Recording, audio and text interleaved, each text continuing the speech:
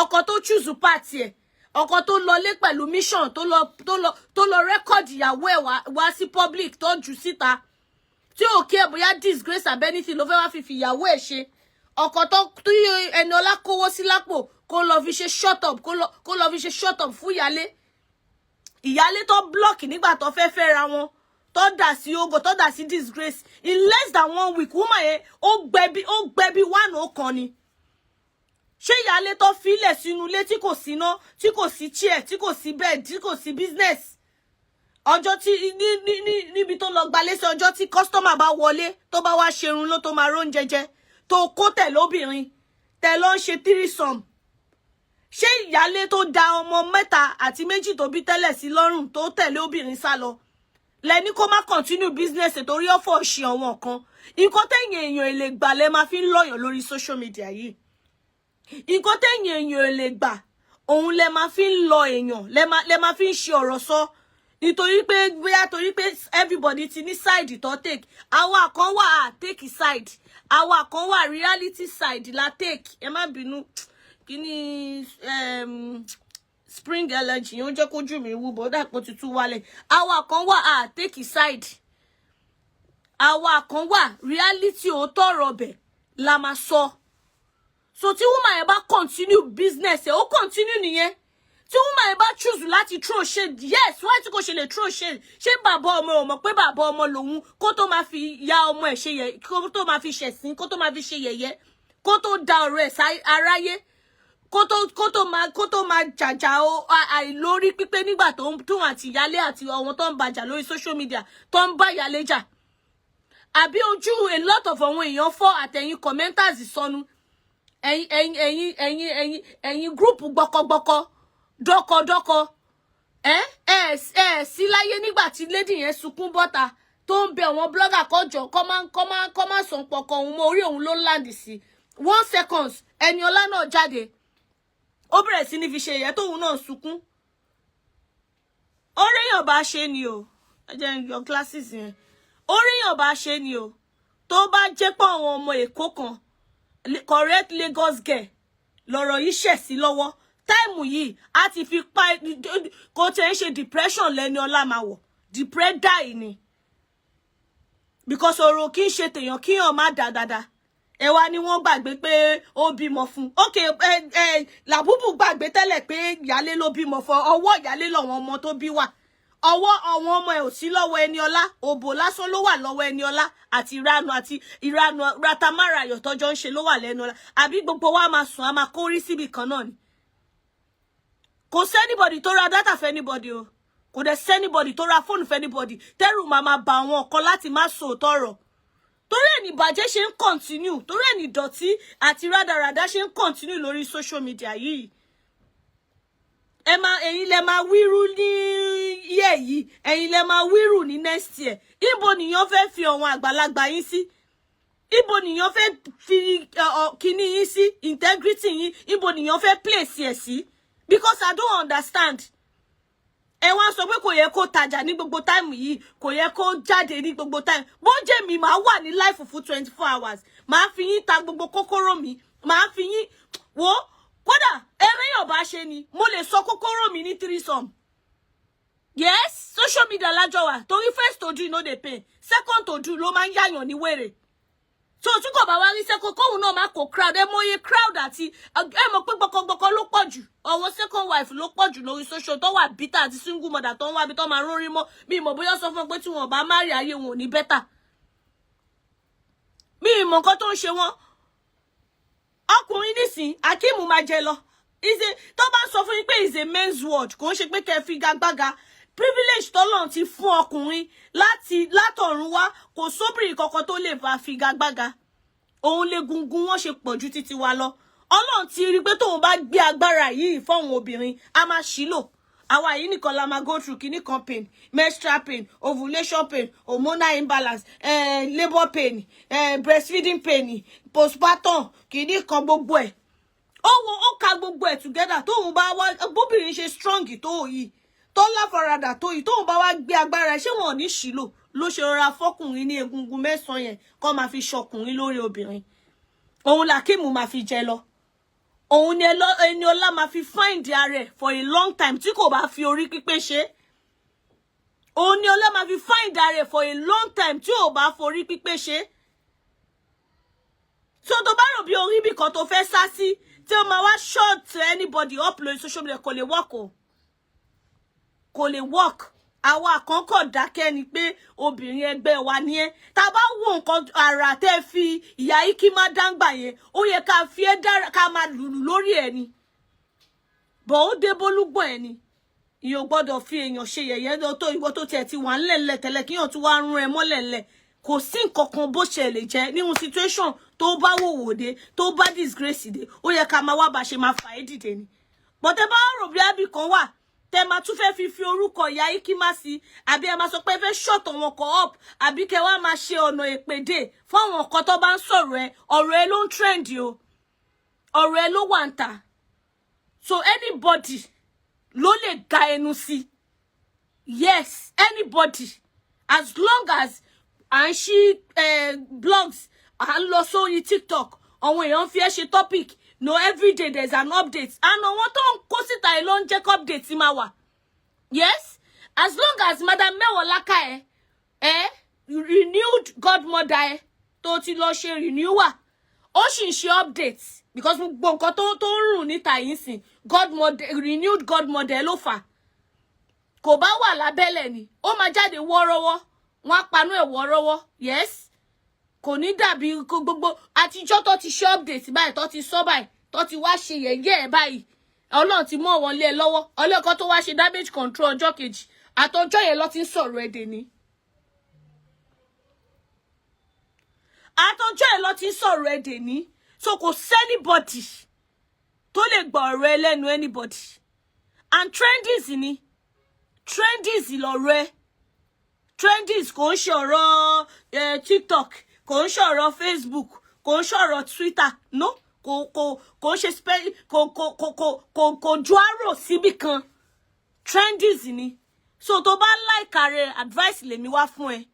Èmi ò ready láti máa fọ̀rọ̀ ẹ máa fi run pákó blogger lèmi. Tá bá ti sọ lẹ́ẹ̀kan ti tó. But tá bá wo nǹkan tẹ́ fi ìyá Iki má ṣe. Ó yẹ ká fọ̀rọ̀ ẹ, ká run pa tó bá pé pákó yẹn gùn báyìí. Ó yẹ ká make sure pa run délẹ̀ ni. Torí yẹ̀yẹ́ tó wá ṣe lọ́jọ́ yẹn.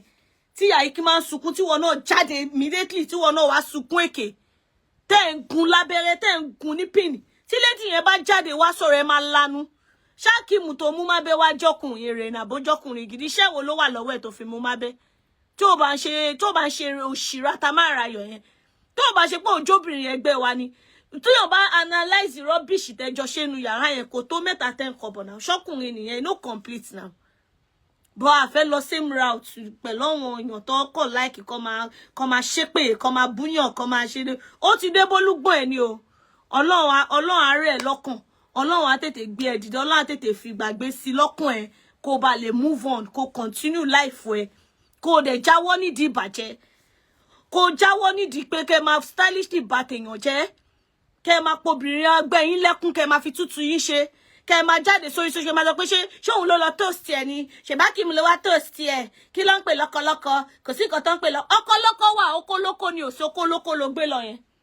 Akimu máa ṣìrá bàbá lọ máa wá bóun ṣe fẹ́ bá àwọn ọmọ sọ̀rọ̀, òun ló fi ń pè lọ́kọlọ́kọ bàbá ní bàbá. Sórí olden days òwe tó ba yé ẹ̀yin age mate mi, àwọn set mi 30s àti 20s, òwe burúkú tọ̀wọ̀n ya yín ló ń gba ẹ̀ tí wọ́n jèrè ń bẹ̀ yẹn. Tẹ́yìn náà wá lò sí pé kò sí kankan tó ń jẹ́ ọkọlọ́kọ. Okólókó ni ò sí o. Ọkọlọ́kọ wà. Tó bá gba ọkọ wọn ẹlòmíì kó má dúpẹ́ kẹ́gan. Irú nǹkan báyìí ló máa ṣẹlẹ̀. Ó tiẹ̀ dúpẹ́ pé kó affect iṣẹ́ ẹ̀ lọ títí. Ẹlòmíì ẹlẹ́dẹ̀ ẹlòmíì ó máa gbogbo nǹkan tó fi wá gba ọkọ wọn yẹn ló máa gbà tán lọ́wọ́ ẹ̀. Má jẹ́ kí public deceive yín. Ẹ má yẹ kí social media deceive yín. Okólókó ni ò sí. Ọkọlọ́kọ wà. Ẹ dó wọn kẹ́ dá wọn padà sílé fún àwọn ọmọ wọn àti ìyàwó wọn. Ẹ̀dùn wọn tẹ́ ò bá fẹ́ yín bó ṣe yẹ kó fẹ́ yín, ẹ máa dá wọn padà sílé. Ìta ti burú gan. Everybody nísìn, they no send anybody. Nǹkan tó fi ń ṣe ìkà fún èèyàn lọ́wọ́ náà ló ń wá bó ṣe máa ṣèkà fún ẹ padà. So tẹ́ bá lè fẹ́ ṣíjú lórí ìyá Iki má tí ò rí ti yín rò. Kí lè ṣe woman yẹn gangan? I don't understand. Nínú gbogbo ọ̀rọ̀ Akimu kò ṣàkimu, wọ́n dó àwọn ọ̀dọ́ ẹ wo circumstances àbí situation tó fi fẹ́ ra wọn.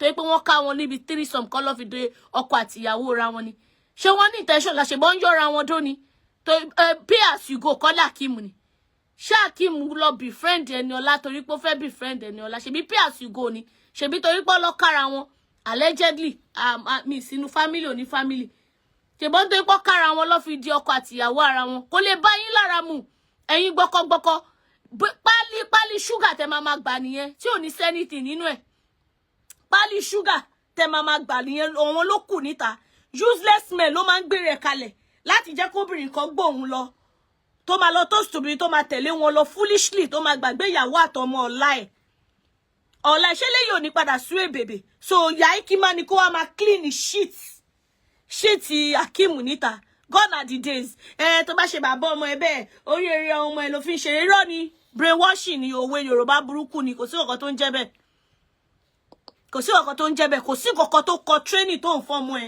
àti ilé ayé ẹlẹ́dàá àwọn ọmọ ẹ tó fẹ́ wá lò láyé tó wà táàchì mọ́kùnrin olórí burúkú kan tó ṣòṣì lọ tó òjòkó tó àwọn ọmọ ẹ tó lọ ṣiṣẹ́ alápá má ṣiṣẹ́ kò sí ọ̀kan tó kọ àwọn ọmọ ẹ brainwashing ni yes brainwashing any ibi tẹ́ bá ti kọ́ sínú àdìt èèyàn ló kọ́ ẹlẹ́wọ̀n ara wa báyìí ló kọ́ tó jẹ́ èèyàn funfun tó jẹ́ lárúbá ló kọ́ brainwashing ní gbogbo kìíní yẹn so tó bá wù ẹ́ máa bọ́kùnrin rọ́ọ̀bù shit yẹ tó bá ti kùn ẹ́ ọkùnrin ló máa kọ́kọ́ wá disgrace ẹ níta má dá sí Yaikima move on pẹ̀lú life ẹ má tá jẹ táìmù títí ẹ lélẹ̀ ṣe life 25 times ẹ lọ fún lẹ́dọ̀smen page máa move nísìn ṣebí lórí ọ̀rọ̀ pé wọ́n gbọ́kọ lọ́kọ ẹmọye endorsement tí influencing job tí Eniola gbà nígbà títí ẹ̀ tó ń fò káàkiri bí gàlà tó ń jùdí òṣì káàkiri ta ló dì í mú nígbà yẹn tẹ wá fẹ́ fi ọ̀rọ̀ Yaikima sẹ́nu tẹ fẹ́ máa fi sáàrin ọ̀rọ̀ mọ́yè tí káwọn èèyàn wà kọ́ dàgbà kọ́ má ní good sense of initiative kọ́ má ní good sense of kíní rárá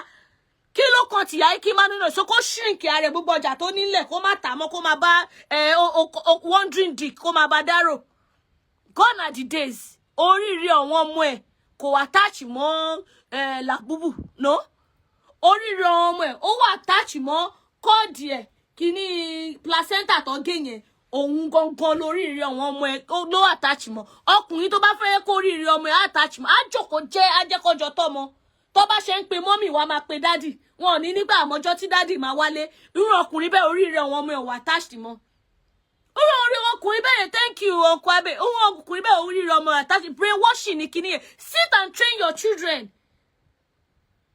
ọkùnrin mi fẹ́yàwó márùn mi tí ìrọmọ dádì mi kankan tó máa rántí dádì mi sì tó máa ṣe trẹ níbi pé kíyàn dúró ti ọmọ aspect mi ò lè ní problem kò sẹ́ńbọ̀ tó perfect o bó ṣe rí àwọn aspect kan wà kò sí kankan nu wa bá ṣe jẹ́ 16 tó máa ní owó ní oúnjẹ báwo ni tiẹ̀ ṣe jẹ́ lọ́nà ọ̀run no because tó bá kọ̀ọ̀rọ̀ ọmọ àbí pé yàn dúró ti ìyàwó àbí yàn daddy mi gba number 1 my sister I just pity Eniola's children nothing will happen to her children anything tó bá Eniola ló máa carry cross ẹ̀ ayé ò dúró síbì kan ni mo ṣe máa ń sọ pé regardless of your age ẹ lo ìgbà tó bá yín lò reasonably ẹ lò pẹ̀lú ọpọlọ ẹ enjoy time tó bá ti bá yín láyé kí ló ní táwọn ìyá 60 something ṣe wà lórí Facebook wọ́n lo ìgbà nínà bó ẹ lò reasonably tẹ bá rò tọrọ ẹ sọ gbogbo àwọn òwe burúkú gbogbo àwọn ọ̀rọ̀ burúkú tó ti fi pin obìnrin down ẹ jẹ́ ká jọ yọkù o bàbá ọmọ ẹ ni wọ́n á fi pe ọmọ ẹ náà bàbá tó bá dúró tọ́jú ọmọ ló máa ń wà níjọ́ oríire ọmọ kò sẹ́nibọ̀dì tó ń force anybody wá jókòó bàbá ọmọ mọ́ yes kò sẹ́bọ̀ tó ń jókòó wájú tó ń tọ́jú bàbá ọmọ ṣe ti ń gbọ́ pé majority àwọn useless fathers ń sí Instagram àbí TikTok àbí Facebook ló ti rí pé àwọn ọmọ wọn ṣe wedding ọmọ ẹnìkan máa ṣe wedding lọ́gọ́st ọdún yìí sì kò rí bàbá ọmọ ẹ̀ kò mọ ibi tó wà gbà tó ń pín iv fáwọn family títí ẹ̀ wọ́n náà rí bàbá ẹ̀ níbì kan ní ṣé June ní mo ní Oṣòdì àbí nǹkan ó lóun wà interested ṣé kóun máa fi invitation àbí kinní kan máa wá ní kó tún máa gbóhùn sí condition kóun wá máa ṣe visa fún ẹnìkan wá sílùú èbò mo ní wàhálà eléyìí ó dà pé student mi ní orí ìyá yìí pé ó lóun wà interested ẹ̀yin tẹ́ bá fẹ́ lọ sọ pé ọmọ ẹ ṣe wẹ́dìbọ̀ òun ò ní ìdí ẹ̀ òun ò ní ìdí ẹ̀ ẹni tó máa jòkó bàbá ẹ̀ ní church òun ní community òun ní US ó wà already òun ò ní ìdí ẹ̀ bọ̀kọ́ jẹ́ kó mọ̀ pé ọmọ ẹ wà life òun náà wà life èèyàn tó lè fi òun lẹ̀ tọmọtọmọ ìtorí pé ẹnìkan wá fẹjọ́ òun sọ rubbish So kò sẹ́nibọ̀dì tó ráyè gbogbo brainwashing yẹn mọ́. Family tó fẹ́ lọ fẹ́ náà ní titi wọn.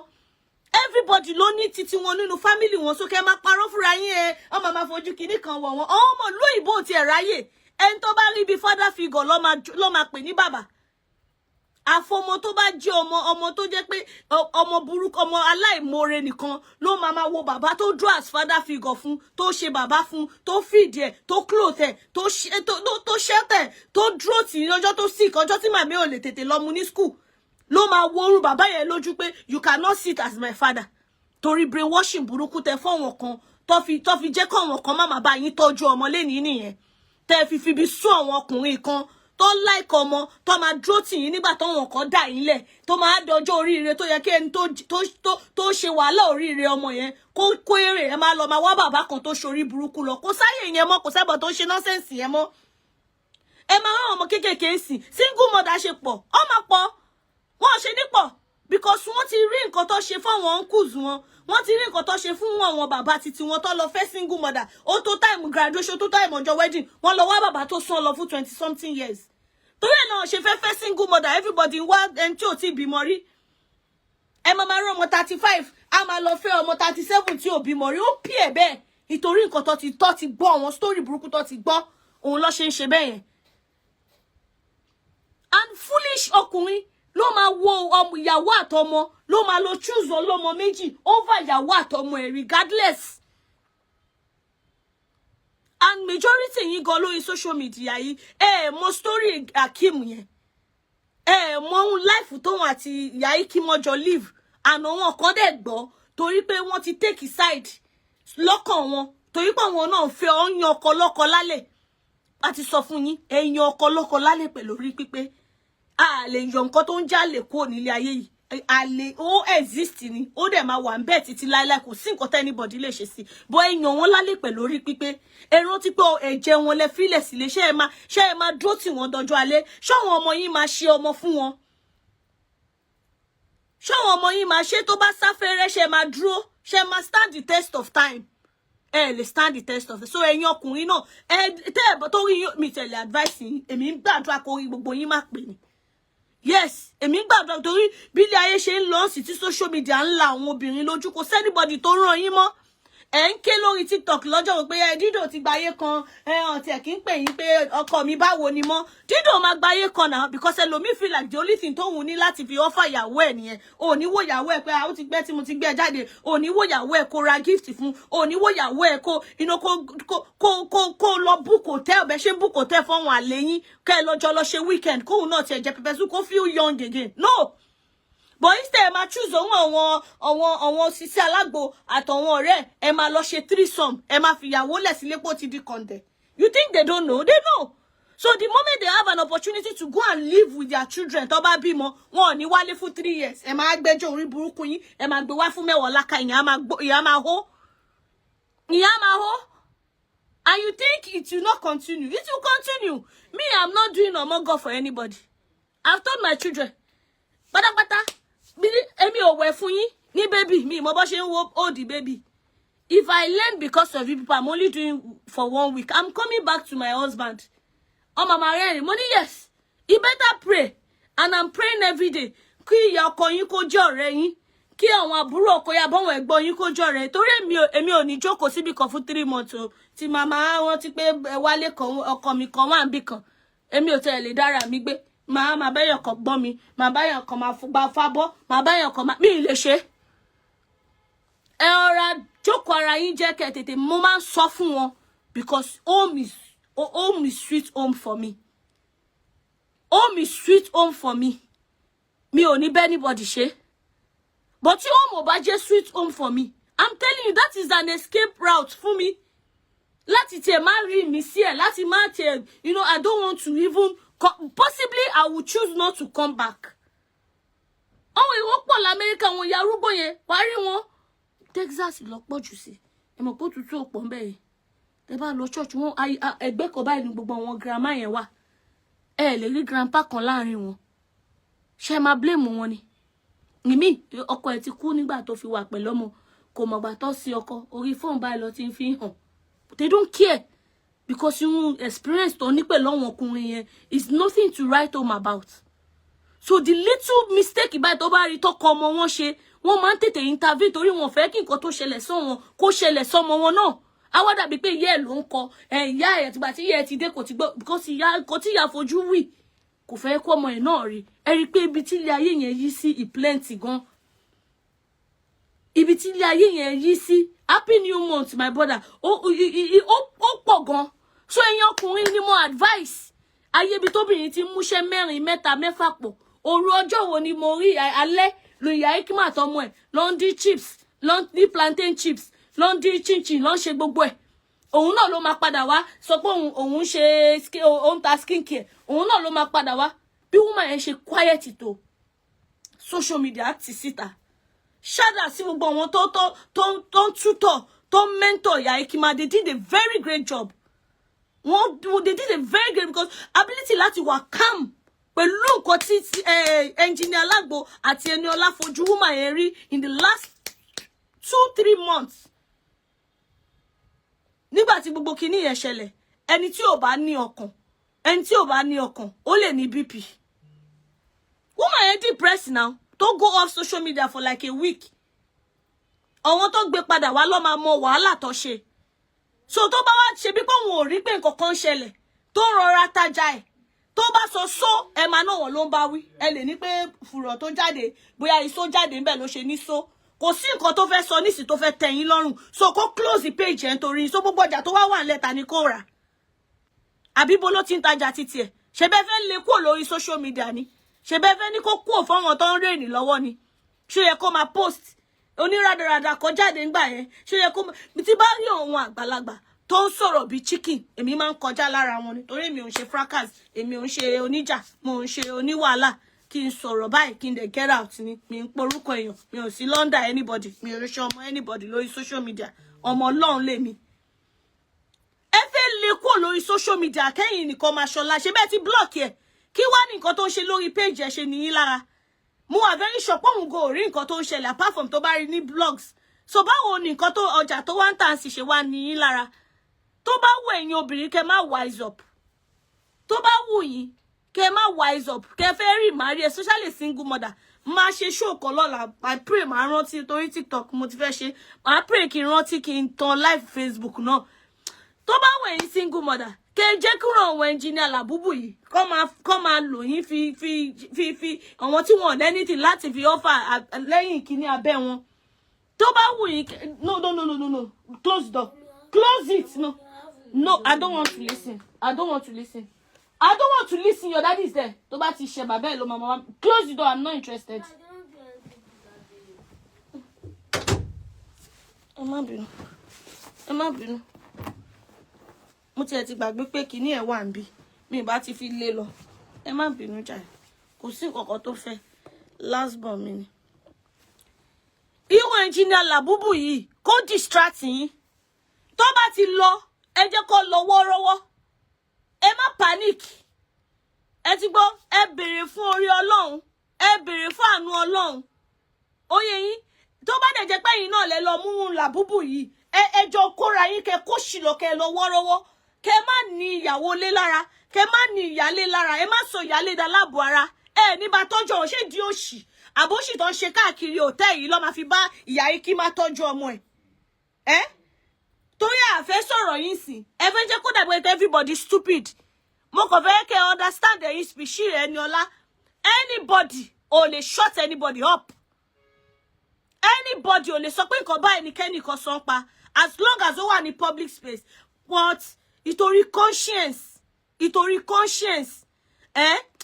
Tí ó bá wo ẹkún tí woman yẹn sùn lálẹ́ ẹjọ́ yẹn.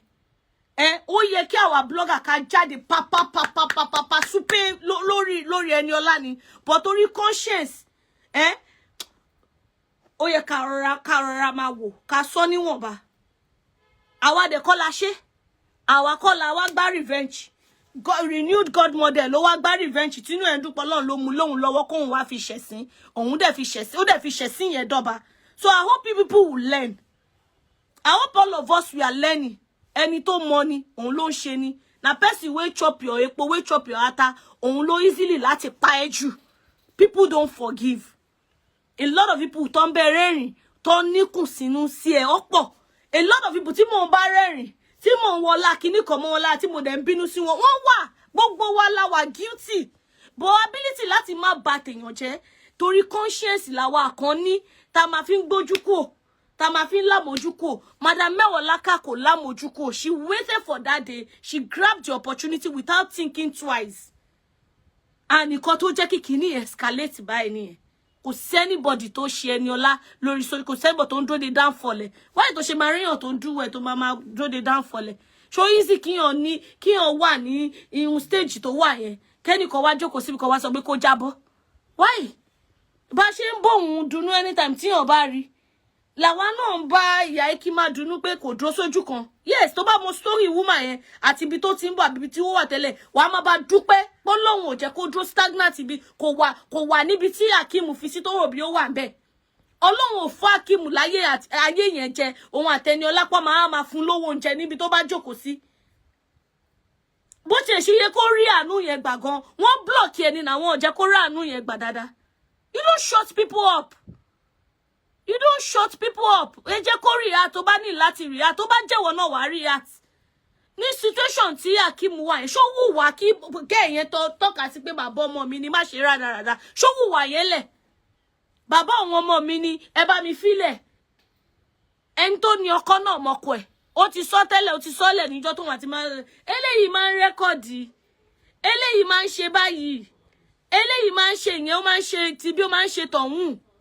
Eléyìí ò ń ṣe èèyàn tó lè ṣèbó sọ fún ṣèbó ọlá pé nǹkan kan ti wà láàrin wọn tó ti bind wọn together ó ti so wọn pọ̀ báyìí ó overlook ẹ̀ ìgbà tó ti leak tẹ́lẹ̀ báwo ni kò ṣe ní padà jáde síta bọ̀ kò bá má pọ̀ tó yìí influence Eniola òun ló jẹ́ kó pọ̀ tó yìí àwọn èèyàn á kọ̀ gbọ́ ni á dàbí ọ̀rọ̀ woman yìí ti UK yìí ọmọge Saida kò lè tó 3 days á lọ. But ẹ bá feel like ẹnìkan ló fẹ́ kó àwa àbí kó àwọn tó wà lórí social media àbí kó àwọn speakers àbí kó àwọn bloggers bó ṣe máa sọ̀rọ̀ ìyẹn gangan ló máa wá bí àwọn èèyàn nínú tó máa wá máa sọ double because kò sí anybody tó ní right láti sọ fún anybody pé báyìí ló ṣe máa mọ́rọ̀ báyìí ló ṣe máa sọ ìyẹn bẹ̀rẹ̀ ló máa ti jẹgba so the ability láti má wá máa jẹgba yẹn lọ tó máa wá fún ẹ ní depression àbí tó máa jẹ́ kó máa ó ní fídíò yẹn 23 minutes ni tí ò ní jẹ́ kó máa gé kélekèle tí ò ní jẹ́ kó máa gé yamayama kó máa drop every day ló ń drop video ẹ̀ sìn every day ló ń drop a new version of your video tó sọ̀wọ́n tó ní èmi ò ní Telegram lórí fóònù mi kankan àwùjọ bí láì mi náà ṣe tán ní ọjì gbà tí mo ti rí pé no èmi tí mo lọ́wọ́ ọmọ kéékèèké Ọlọ́run má jẹ́ tó bá dé fẹ́ kí ìwé máa ṣẹlẹ̀ jáde kó continue business ẹ ṣí page ẹ kó ṣe bó ṣe máa ń ṣe first video rebranding ẹ kó túbá kó continue tí sọ̀wọ́n èèyàn lọ́rùn sọ pé everybody ló ní fantasy títí ẹ wọn fantasy títí ẹ ló put ẹ sí trouble and trouble tó kò ṣe anybody wọ́n ló put ẹ sí camera ẹ ló put ẹ sí trouble why tó ṣe mú phone síta sọ̀rọ̀ sí rẹ kó tún jọ̀rọ̀ yẹn padà sí public kó dẹ̀ continue life ẹ kó máa tàgbó ẹ lọ yes àwọn kan ní kò lójú tí ó lọ sàgbó ẹ ní 3 something. No, I don't have any battery. Can you close my door, please? Thank you.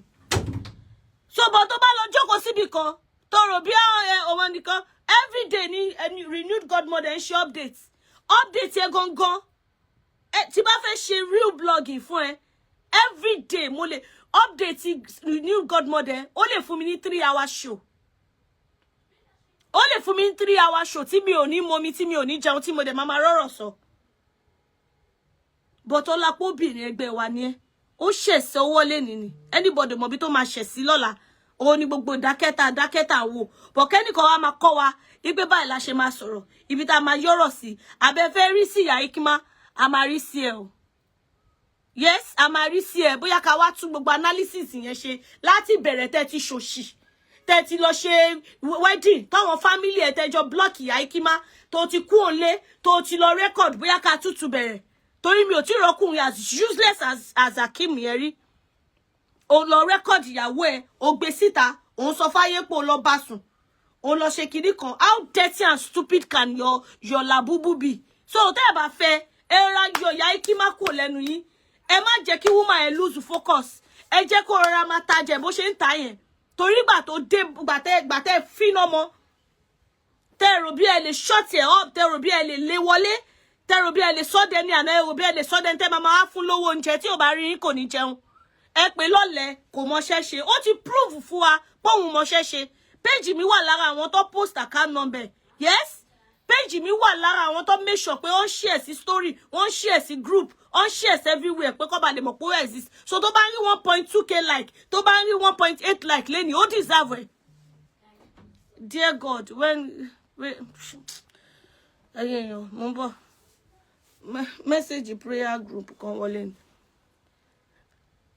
ó deserve ẹ̀ torí yẹ̀yẹ́ tí wọn náà fi ṣe adúrò ọjà tó fi tà ó fi ta káyámátà náà oníkáyámátà ló fi gbọ́kọ́ lọ́kọ́ ó fi ta gbójẹ̀dí ó mú ọkọ ẹ̀ ó sọ di sales boy ó mú ìyá ọkọ ẹ̀ tóun pọ́nlé ó sọ di sales woman gbogbo àwọn family lẹ́jẹ́ kó kẹ́yìn sí woman yẹn ó dá wà níbí wà tí pé ilé ayé ti parẹ́ ẹ tún wá fún ní international worldwide disgrace ṣé nǹkan tí èèyàn fi ń popular lẹ́jẹ́ kí woman yẹn fi popular bó Ọlọ́run sọ ògo ẹ̀ ẹ̀gún ẹ̀dógó Ọlọ́run sọ yẹ̀yẹ́ tẹ́fẹ́ yẹ̀yẹ́ Ọlọ́run sọ da yẹ̀yẹ́ so nísìnyí ni kó wá shrink fún yín nísìnyí ni kó wá ṣe bí pé òun ò exist mọ́ nísìnyí ni kó close the shop ìtorí pé yín ṣẹ̀sìn lọ́wọ́ gbàtẹ́yìn fi ṣẹ̀sìn ṣé wọ́n close the shop ni ṣe bó ń gba influencing job lójoojúmọ́ ṣàṣàlẹ́ ní tí ò fún ẹ ní influencing job níbàdàn yẹn náà tó lọ polówó wọn tó dẹ̀ gbowó gidi lórí wọn so tó bá jókòó sí tó ń polówó kókóró ẹ̀ tó ṣe live video òun gan kò tẹ̀ jọrú àwa ẹ̀ na ó dà pé kò kí ń ṣọmọ Èkó ó dà pé kò kí ń ṣọmọ Èkó tó bá jọmọ Èkó ni ó yẹ kó jókòó lórí màtá yín ni kó fi tajà kò ní sọ pẹ́kẹ́ báyìí kò ní ṣe analysis ẹ̀yọ̀kọ̀ báyìí àtàyà láyà ọjà bó jẹ́ mi gan ni màá lọ wá lágbo kan tó máa endorse mi màá ta mọ́kó lé táìmù yìí ẹ máa ké lẹ máa ké ta ló sọ fún pé torí pé ó bímọ ta ló ń sọ̀rọ̀ gan talent tó ń sọ̀rọ̀ gan ti close the door for me talent tó ń sọ̀rọ̀ gan tó ní kò yẹ kó ti gbàgbé pé ó bímọ kí ni ọpọlọ làbúbù ó lọ nígbà tí ó ń fìyàwó ẹ̀ṣẹ̀ sí tó ju rẹ́kọ̀dì ìyàwó tó bímọ fún ọmọ ọ̀la títí ẹ̀ tí ọ̀la ẹ̀ wà lọ́wọ́ ẹ̀ ìyàwó tí ò ní ẹ lára ìyàwó tí ò kọ́ sí ẹ níbànújẹ́ ìyàwó tí ò tì ẹ lójú ìyàwó tó dúró tì ẹ ìyàwó tó ṣe ọṣẹ fún ìyàwó tó lè dábọ́ tó filẹ̀ sínú ọ̀hún àtọmọ sínú ebi ó ń sùn sílẹ̀ ńlẹ̀ ìyàwó tó fowó oúnjẹ lẹ̀ social media ló yẹ̀ṣẹ̀ wọ́n advice ẹ kò lọ rí ìyàwó ẹ lé kò lọ fún wọn lówó oúnjẹ ó wá fi mú very useless guy I've never seen somebody like that before Ewagbo ó wá ń ṣe social media ló ń prove sí pé father ni ẹ kí ló kàn wá pẹ̀lú títí ẹ ó wá gbé wọn sínú mọ́tò ó wá ń drive ó wá ń lọlé so tó bá gbà tó lọlé yẹn ó yẹ kó ṣe welcome party fún ni o ó yẹ kó ṣe everybody respect ara wọn everybody rọra respect ara wọn trendies ni ẹ má sọ di personal vendetta ẹ fèsì àwọn tó ń trend ẹ rọra fi ìyá kí málẹ̀ ẹ fèsì ẹ jẹ́ kí anybody tó bá fẹ́ ganu sí trendies kó ganu sí kó anybody tó bá ní nǹkan tó fẹ́ sọ kó sọ èpè ní mi ò like because lesson pọ̀ nínú ọ̀rọ̀ Eniola yìí bó a lè sọ torí kó má dàbí gbàdé pé ẹni tó ti ṣubú èèyàn fẹ́ tẹ̀ mọ́lẹ̀ bọ́ èyí tẹ́ bá mọ̀ pé ẹmọ̀ èèyàn tẹ̀ mọ́lẹ̀ ẹmọ̀ èèyàn wọ́ nínú mud ẹ wọ́ why not ṣóhun náà wọ́ ìyá ikima ni ṣóhun àti làbúbọ̀ máa dunú kọ́ máa yọ̀ nígbà tí ìyá ikima ń banújẹ́ torí pé ó náà wọn ò gba ìyàwó ṣe dandan ni èmi ò ní gba ìyàwó kankan mi ìdẹ̀ ní stop ẹnì kankan pé kó lọ fẹ́ ìyàwó yẹn tún kọ́ yes mi ò ní accept mi ò dẹ̀ ní stop yín mi ò ní ṣe co-wife pẹ̀lẹ́yàn and that is it yín o mi pé mo ní problem pẹ̀lú nǹkan tẹ́ bá ń ṣe but ìbànújẹ́ tèmi ni pé ó lè affect àwọn ọmọ mi yes because mi ò ní put àwọn ọmọ mi sí situation tó máa affect mental health wọn ó gbọ́dọ̀ wà stable so seems to ti choose láti má jẹ́ kó wọn more stable what is my business mama ẹ fún ìyàwó náà ní 3 million kó fi start off kó fi start off ribosh madam ẹ̀wọ̀n tí bá yín ẹ má dárúkọ ìyá ó dẹ̀ pé orí Messi ẹni tó kọ kọ́mẹ́ǹtì orí yín ti dàrú. And need the brain reset. Orí yín ti bàjẹ́. Kí ló ṣe ń dín ní Alabubu tó fẹ́ yàwó? Tó sá lọ tí ó lè tọ́jú ìyàwó ẹ̀. Kí n tèmi? Ṣé mo kọ charity page sí bí báyìí? Àbí page mi wà lára àwọn tó ń pín 2,000, 3,000, 1 naira láti fi kó èrò jọ, láti fi stay relevant, láti máa jẹ́ kẹ́ pé wọ́n ní mommy. Ṣé page mi wà lára wọn? Àbí ìyá mommy ń jẹ mí? Àbí ìyá madam ń jẹ mí? Àbí ìyá wa ń jẹ mí? Tí máa wá kọ charity page síbi tó ti bá ti lọ ṣiṣẹ́ tán nínú òtútù, ìyá Ikima ni kí n kó fún. Orí òpè ìgbà tó ń dáwó fún ìyá Ikima, èló ló dá o madam Mercy. Ẹ̀yin Bambi alálàbámusa. Tó bá dé jẹ́ ìlú òyìnbó lẹ́wà, torí yín ó pè, táyé yín ti bàjẹ́. Táyé yín ti bàjẹ́ tẹ́ ẹ̀ mọ̀ràn sọ. O rí ìlú òyìnbó gbé o depression ṣe yín. Orí yín ti bàjẹ́.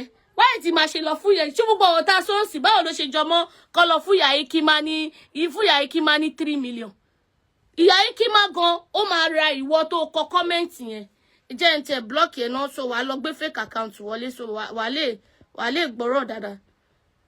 Mo ń bọ̀, ẹ jẹ́ kí n block yẹn ni banned ó ti gbà tí mo ti lo Facebook, pardon me. Ban Mercy Adejumobi from all live stream. Prevent this person from interacting with any live stream from your page.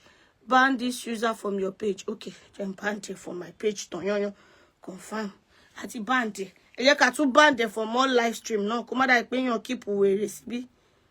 Olóṣì. Ẹ̀yin bully. Commenter removed by moderator. Mo ti comment ẹ. Olórí burúkú somebody. Tẹ́bá anyone tó bá fẹ́ fi Eniola tó fẹ́ fi Eniola kẹ́yà ike àbá tó fẹ́ fi ọfẹ́ ṣé Yorùbá yìí correct ẹjọ́ jẹ́ kí n sáré sọ tí ó bá correct ẹjọ́ ẹ correct mi. Ọfẹ́ fi ọ̀rọ̀ Eniola yìí ẹ fẹ́ máa fi no disturb kẹ́yà ike mọ́. Báwo ni ma fi ìyá ike mọ́ kẹ́yà. Ẹ jẹ́ kí n sọ ní English. Anybody that want to use this Eniola situation to frustrate ìyá Ikima will be dealt with. Yes.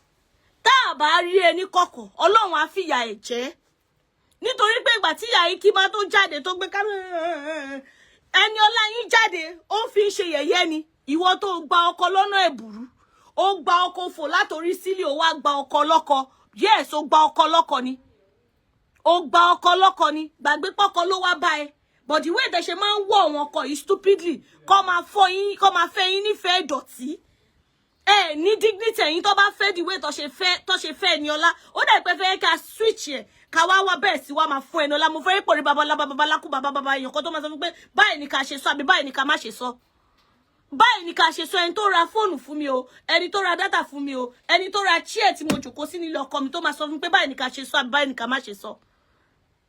Awo tọlọ́run, awo tóbìnrin mọ́ lára ni. Awo ti pé obìnrin ẹgbẹ́ wa ni. Adẹ̀wò pé kí ni ṣubú àbí kúkú àbí depression kí ló fẹ́ ṣe fún wa. Ẹ̀yin ẹ̀ wọ́n mọ̀ ìyá Ikima lára náà. Ẹ tú woman yẹn síta. Ẹ dá gbogbo blame pọ́kọ ẹ wá promiscuous, ó wà dirty, ó wà stupid, ó wà lazy. Ẹ dá gbogbo blame ẹ dá lórí ìyá Ikima ni náà. A dá lórí ìyá Ikima ni náà because a lot of àwọn obìnrin lórí so the only thing tí ọpọlọ wọn gbé náà ní kó ra data. Kọ́dẹ̀ gbàjọ kọ́ lọ fi Android phone ó tán. Ẹ̀wọ̀n stupid wọn ṣe àsọ̀rọ̀ ta ìsọ̀rọ̀. Ó ní kọ́ lọ ra kí lọ fún ìyá Ikima ní 3 million. Nínú owó bí tí mo lọ ṣiṣẹ́ fún. God of mercy. Ọlọ́ṣẹ̀. Kí ni ọ̀rọ̀ fi jọmọ́ yẹn sìn? Ìyá Ikima ò kì í ṣe Bambi ala. Àwọn èèyàn ló wù wọ́n gbà yẹn pé okay tẹ́ bá ń ṣe báyìí. Àti mọ bí tẹ́ ń gbé ọ̀rọ̀ lọ. Àti mọ bí tẹ́ ń gbédé. Kó di every month. Kó wá máa fi fóònù máa lé Engineer Labubu. Ọkọ Eniola alágbo Engineer Labubu. Kó máa fi fóònù lé. Bóyá tí wọn náà bá lè dá dúró. Ọlọ́run lè ṣiṣẹ́, Ọlọ́run ní ṣe ọwọ́. Ó ṣe Ghana with ó dàbí kíyàn máa pọn lá láti ìlú òyìnbó. Ó ní ṣe ọwọ́. Ó ní shop. Lady yẹn dákẹ́ fún so many things. Ìyí tí mẹ́wàá lákàmọ̀ gan kò tó nǹkan tí ó wà láàrin òun àti Engineer Labubu. Àwọn tó mọ̀ wọ́n dáadáa. Ọlẹ́nìkan wá sọ̀rọ̀ lórí TikTok lánàá. Mo miss ṣe ó dùn mí. Tó yẹ kí mo rí màá screenplay. A wá fún mi ní opportunity láti sọ wọn kan tèmi náà mọ̀. That guy is a useless guy. Eniola náà mọ̀ kò kí ń ṣèyàn gidi. because ó mọ̀ pé bọ̀bọ̀ yìí kò sí nǹkan tó wá offer òun ju okó lọ àti ranu ratamarayo tọ́jọ́ ń ṣe ṣé ó ń ṣọkọ fún ni ṣé bá lélé ni contract wo ló gbà láti jọ nǹkan fi hàn wá kí ni nǹkan tí ó ń ṣe as a man kí ni nǹkan tó ń contribute ṣé òun ló ń bẹ sanwó school àwọn ọmọ ẹ̀ kí ni nǹkan tó ń ṣe ó ṣe ò jẹ́ nínú tí ó bá participate níbi àgbo báwo ló ṣe fẹ́ lówó lọ́wọ́ ẹ máa cover rubbish ẹ máa cover nonsense tá bá rí àwọn useless set of people báyìí kí yóò put wọn sí place kọ́ wọn míì tó ń bọ̀ lẹ́yìn kọ́ lọ wá ṣẹ́ṣe excuse me ẹ lọ kọ́ṣẹ́ èjì kọ́kọ́ sọ pé kéèyàn má lọ kọ́ bọ́ ṣe ń di pop off ẹ yé wọnú inbox àwọn obìnrin tó wà vulnerable anyway àwọn yẹn lọ choose láti wà vulnerable mo bí á TikTok mo wà mo fẹ́ rẹ́rìn àwọn lọ choose láti wà vulnerable tó máa jẹ́ kó àwọn alápá má ṣiṣẹ́ wọn fún àwọn dẹ̀ àwọn dìdìrìn bí ẹnjìnà làbúbù yẹn máa kó sí wọn lórí ìyókò ti jẹyìn wọ́n pọ̀ bẹ́ẹ̀ tó wà ní situation Eniola wà yìí o tó ń sanwó ọmọ gọ́dọ̀lá wọ́n pọ̀ wọn ò lè ké ni wọn ò lè ké bọ́tà ni wọ́n pọ̀ bọ̀ wàhálà yín nìyẹn títí wá ní pé kò sẹ́nibọ̀dì tó lè shut wa up Eniola má lọ máa rò ó nígbòkú díẹ̀ ilé tí fẹ́ dáyé kò hun àwa kan ká gbọ́rọ̀ ẹ̀ sẹ́nu ni torí obìnrin làwa you understand àwa dẹ̀ ní conscience àánú ẹ̀ dẹ̀ ṣe àwa ṣóyè òun ló jẹ́ káwa dákẹ́ kò ṣe pé torí pé kinní kan ẹnìkan lè kọ anybody láyà jẹ àrí kinní kan no trendies lọ́rọ̀ ẹ̀ ọ̀rọ̀ ẹ̀ ò já mọ́ personal vendetta àbí rádaràda kan kò já mọ́ trendies anybody lè run lẹ́nu tẹ́ máa wo kò sí amount of èpè kankan tẹ́ lè gbé blogger ṣẹ́ ní tó wà lẹ́yìn tó lè mú anybody torí ọ̀rọ̀ ẹ̀ ìta ló wà ìta la wà lọ́rọ̀ ẹ̀ wọ́n dẹ̀ máa jẹ́ pé as long as àwọn godmother ẹ̀ àtọwọ́dá àti anyone tó bá sì ń ṣe update tó bá sì ń ṣe video àwọn èèyàn máa run lẹ́nu ni so tètè jáde kó wá own up kó dúró o ní láti debunk anybody àbí kó sọ pé òun anybody kó move on ṣe sales ṣe àgbo kó gbé lọ títì kó lọ máa tà tó bá ṣe kọjá kó máa ó lè ta less than 20 kí ló ń pè 100 naira ẹjọ sister ní mọ́tà mi ẹ̀ṣẹ̀ rí pé wọlé ni kébíà 10 naira no 10 naira kọ 100 naira àbí 150 a cup kó bá wọn ṣe mixture yẹn kó fi ṣe sales níbì kan kó kára aṣọ kó ṣe bí pé anything ò ṣẹlẹ̀ your own will not be is not the first is not the second is not the third kò dẹ̀ lè jẹ́ last nobody nílé ayé yìí tó wà above mistake nobody mistake ti tiẹ̀ nìyẹn ó dẹ̀ lè ṣe iṣẹ́ ta ló máa mú mi mo ń ṣàmì àwa là happen lọ́wọ́ mo fẹ́ rí òdì kejì ayé débi tó bá máa lọ lórí social media wà very important àwọn ibi tó máa attach ara ẹ̀ mọ́ wà very important àwọn ibi tó máa magneti kí ló máa ń pè kíní ìmísí ẹ̀ life ẹ̀ mọ́ lórí social media ó wà very important àwọn kan wà tẹ́ pé mi ò lè wo show wọn kọjá 15 minutes 15 minutes ló máa determine bóyá máa wo show yẹn tán àbí mi ò ní wo show tán ó wà very important torí irú nǹkan báyìí èmi ò rẹ́ anybody tó máa ní morality kankan wà ńbẹ̀ kò sí kankan tó justify kíní ìjú immorality lọ and let me shock you tell everybody sọ lórí TikTok mo like bí ọkùnrin ṣe bọ́ sọ́dọ̀ Àríkẹ́ marriage talk show lẹ́ni tó ní pé ọ̀rọ̀ tẹ́ sọ yẹn ó bá obìnrin wí ó dojú dẹ̀ tì mí kóbìnrin máa sọ pé ṣèbó bò òun ni kí ló kọ anybody ń bẹ́ẹ̀ tó bá wọ̀ òun lè can you imagine in as much as lady yẹn fi platform ẹ̀ ó fi ń sọ pé ẹ má jẹ́ apá kò gbọ́dọ̀ kú kìnnìkan ló jẹ́ kí n jókòó síbẹ̀ bò kò fún ara wa ní right láti wá sókè pé kí ni big deal nǹkan tó bá wù mí ni mo lè kó tó bá wù ẹ́ ló lè fòbò ẹ ṣe ní private ní iwájú Ọlọ́run nǹkan tó ṣe yẹn ẹ̀ṣẹ̀ ni culturally ẹ̀ṣẹ̀ ni morally ẹ̀ṣẹ̀ ni kó má ti bímọ gan irú nǹkan bẹ́ẹ̀ yẹn èrò báyìí pé àwọn ọmọ yín ìwọ̀n explanation wọn lè fẹ́ fún àwọn ọmọ kó àwọn ọmọ yín wà understanding jù bẹ́ẹ̀ lọ wọn tó bá surround àwọn ọmọ yín ṣó máa wà understanding ni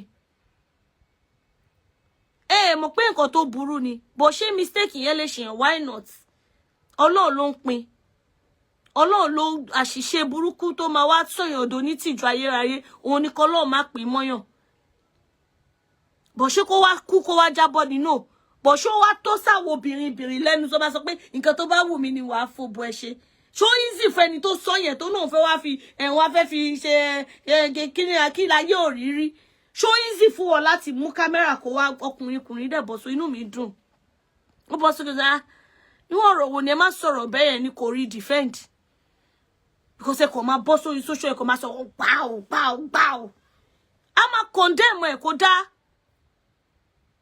ọlọ́mọ ẹ kí orin náà kànga ẹ máa jáde máa ní ṣe bóbó yìí ni kan tó bá wù yìí kẹ́ fi ṣe tó bá ṣe é àbíyàn disgrace ẹ ní public tó bá mọ bó ṣe máa ń feel lára bí ìgbà tó pé kó máa járe ẹ jẹ báyìí tó clear sọ pé ó wá ń sùn ó ń jí ó wá ń ronú pé níbo ló tuntun wò mí báyìí kó má lè wá social media kó jẹ́ pé gbogbo ibi tó bá rìn sí ọ̀rọ̀ ẹ ló ń sọ ọ̀rọ̀ ẹ ló ń react sí mo bọ́mọ yẹn ṣe máa feel ní ẹ̀yin àgbàlagbà ẹ wá jókòó ẹ wá ní kí ni kò ṣẹlẹ̀ rí àwọn arúgbó yìí náà ṣó arúgbó títí ọ̀làbò sí junction ni tó ní kò sí social media àbí ẹ bọ́ sáàrin ọjà wọ́n ń toyín láàrin ọjà because ìtìjú ilé gbogbo àárín ọjà lọ́lọ́ ti play àárín ọjà lọ́tẹ̀ àwọn kan tún ta wọn 1,000 to 2,000 does it make any sense tọkùnrin ò bá tiẹ̀ wà ní nǹkan tó fẹ́ lose àwọn ọmọ tó bí ńkọ́ tó bá jọkùnrin tí ọpọlọ ẹ̀ àti ayé ò gbé nǹkan tó ń ṣẹlẹ̀ ẹ mọ̀ pé kíní yẹn ó lè fún ní heart attack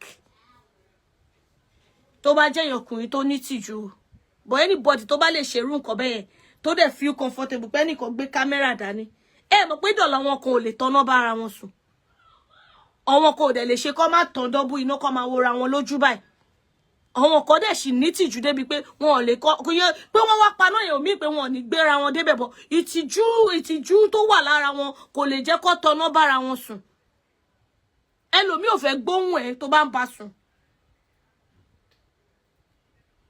ẹnìkan wá complain ní pé tí ò bá ṣe pé òun lòun disvirgin ìyàwó òun ni òun máa ti filẹ̀ ó ní dọ̀la kò di tó bá jẹ́ pé sàlẹ̀ ló fẹ́ ṣe sàlẹ̀ ló máa bọ́ tó bá jókè òkè ló máa bọ́ ó ní láti 20 years old tóun ti mọ bó ṣe ń ṣe nìyẹn lọ́wọ́ fi ní kó try bóyá kọjọ wẹ̀ lọ́jọ́ kan bóyá ààrẹ àtú ọkùnrin èyò kan ló bọ́ sórí iṣẹ́ lónìí ìyàwó gidi máa rí ìtìjú ló sì ń ṣe ó sì tìjú yín ni kò bó ṣe wà yẹn lè ka mọ́ọ̀dì ìṣìnà àgbàlagbà ní máa mo lè gbàgbé 62 island lọ́wọ́ ó ní bó ṣe wà yẹn kò sí bó ṣe fẹ́ ka mọ́ ibi ìdọ̀tí àbí nǹkankan because ó tìjú báwo mo ṣe fẹ́ sọ ó respect body ẹ̀ lọ́yọ̀ wá sọ pé ṣe báyìí àwọn sẹ́sà oríṣiríṣi ọ̀wọ́n wọn ṣe báyìí bóyá ó máa túra ká díẹ̀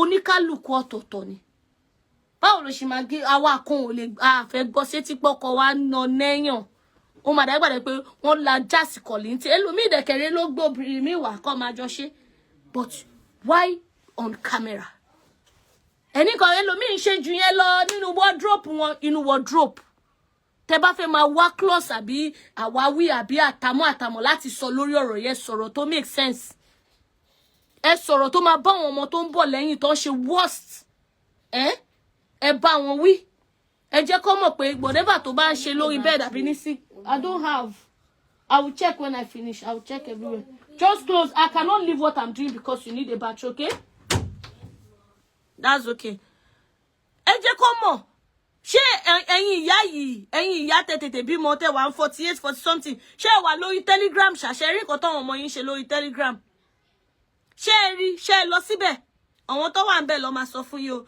ṣé ẹ wà lórí Twitter ṣàṣẹ ló ń rí àwọn nǹkan táwọn ọmọ yín kọ sórí Twitter ṣebí tí Simi kọ ní 2008 2009 òun ló padà wá backfire 2026 kò sí nǹkan kan tẹ́nibọ̀dì ṣe pamọ́ tó bá ti kan kámẹ́rà àbí social media wàá bá ń bẹ̀ ni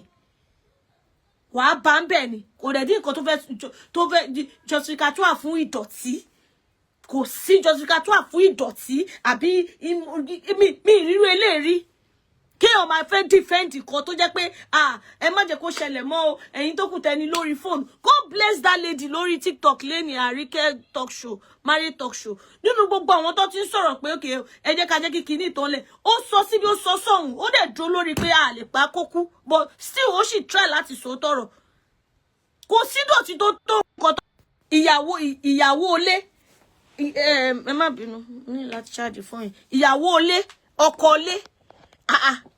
Tony Omo. Má bínú fẹ́ tàn screen. Ìyàwó lé, ọkọ lé, Tony Omo. Tony family, Toshi níyà. Ẹ dẹ̀ feel like ayé ìṣeré ṣebí títí wọn ló jáde. Títí wọn jáde torí pé wọ́n stupid ni.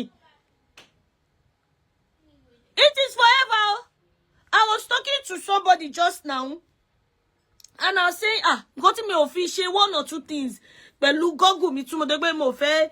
Mo ní ọjọ́ kan mo kàn ní jẹ́ tẹ̀ lọ wá, mo wá lost website mi, news website mi.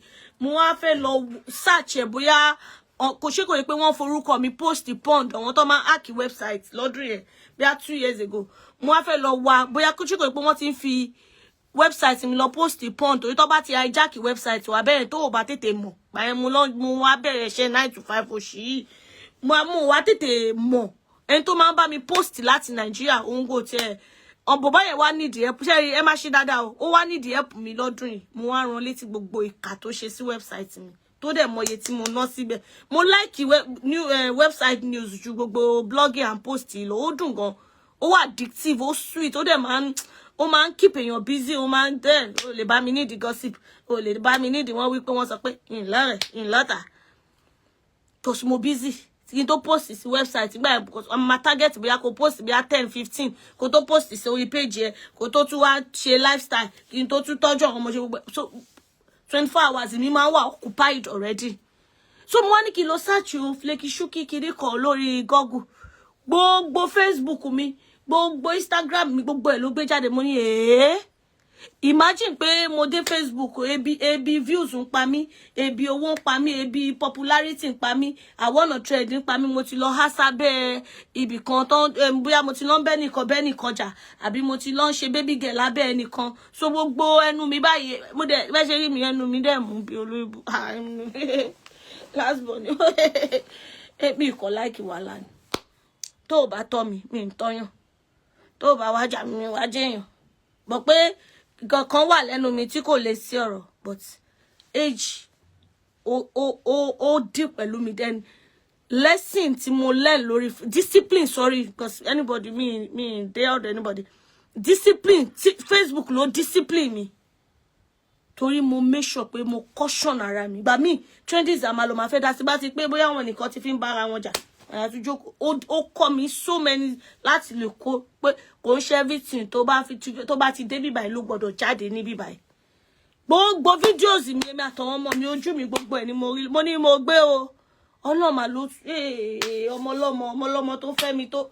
ra gbé mi tó gbé mi wá sílùú òyìnbó ọlọ́run ó ṣe o mo sì sọ fílò láwọn ní ó ní gbogbo ẹ̀ wà bẹ́ẹ̀ kí wá ní nǹkan tó mú ní ó ní gbogbo pé kí tún lọ tún wò nísìn fídíò mi tó bá trend lórí TikTok kó máa wà ńbẹ̀ page mi máa wà ńbẹ̀ because mi ò lórúkọ méjì lẹ́yìn orúkọ yìí so you gbọ́dọ̀ wà careful anything tó bá ń pè lórí social media tó bá fẹ́ sọ̀rọ̀ mi lọ́la sí wà ní ṣé kò ń ṣọmọ ìyá yẹn tẹnu ẹ mọ́ kò ń jà no lè bá mi jà tó bá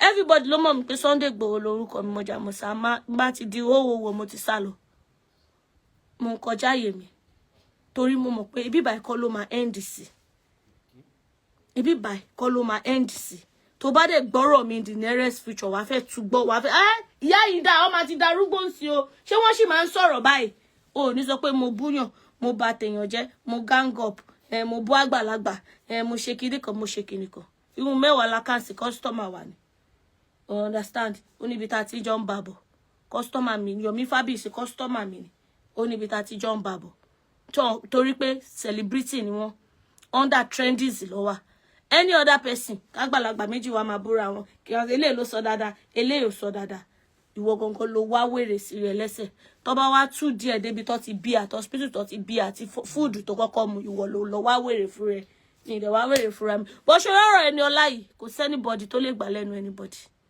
kò sí anybody tó lè kó anybody láyà jẹ torí pé láti bẹ̀rẹ̀ ìwà àtẹnjìnà làbúbù ṣe dáadáa the only set of people tó feel like kò ṣe dáadáa lórí social media yìí ni àwọn tó feel like bóyá kí ni big deal tó bá fẹ́ yàwó lè ń kọ́ ìwọ tó fẹ́ muslim ó yẹ it's not automatic ticket bẹ́ẹ̀ ni Sunday Igboho female version ni mí mọ̀jàmọ̀sá ni tó bá ti fẹ́ di họ́họ́họ́ ìṣẹ̀lẹ̀ ní rí mi mọ́ tó bá tún di bí 3 months time á tún padà wá social media ò lọ́bì kankan èmi náà dẹ̀ kú ń sìn ó bẹ́tà ju pé kó wá fẹ́ sùn kó wá máa ronú ta ló ń bú mi ta ló ti ṣe show fún mi kò ṣẹlẹ̀ sí mi rí mo like oorun bí mo ṣe ń wo pílò mi sí 3 ni mo tò pọ̀ bí mo ṣe fẹ́ sùn ọ̀sán skin time 4 ni máa ṣe máa tún gbé kan sẹ́sẹ̀ máa nà báyìí ṣe ló máa dúró make me something hot tí bá ti mu something hot ọtí mo make me something hot bá ti mu something hot mo lọ nìyẹn mo sùn mọ̀jàmọ̀sá ni o mo ṣẹ̀ṣẹ̀ joyè lórí TikTok bóyá ẹ ti gbọ́ yèyé amúlùdùn mọ̀jàmọ̀sá